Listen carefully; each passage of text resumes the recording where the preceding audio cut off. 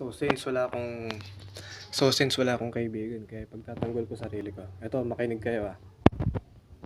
Magkaiba yung lutang sa, alam nyo na, magkaiba yung mga katulad kong taong lutang kaysa sa mga nagbubulag-bulagan sa ating pangkabuhayan, di ba? Sa mga nangyayari sa ating buhay.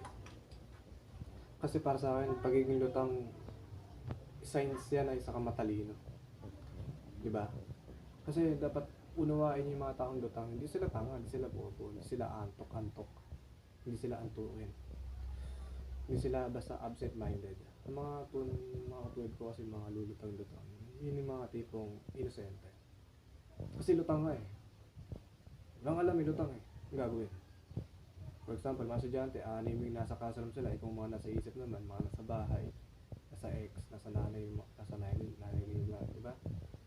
Pero ito, mas worse to. Kasi ito mga nagbubulag-bulagan na to, hindi nga sila lutang, nagbubulag-bulagan naman. Sino mas worse? Itong lutang kasi inosente. Walang masama doon.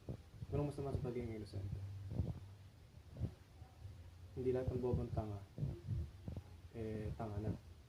Inosente lang yun. Kasi walang alam, inosente nga. Ganun lang.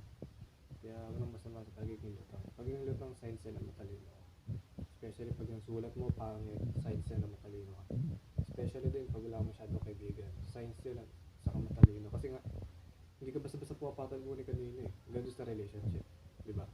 Kasi kung tatanga-tanga ka, di kahit sino nila papatulan eh. Hindi ka na mag-iisip eh, kasi wala kang isip eh. Pero pag talagang matalino ka, alam mo kung sino para sa'yo. Diba? Handa ka maghintay, meron at wala. Diba? Stay lang issue is the best na nagwe-waiting ka, naghihintay. Kaysa yung masyado kang rush. Pangit din kasi may kasabihan nga. Gusto yung nagmamadali. Ito magkakamali. So yun lang ulit-ulitin mo. Diba yung lutang at least inosente ka.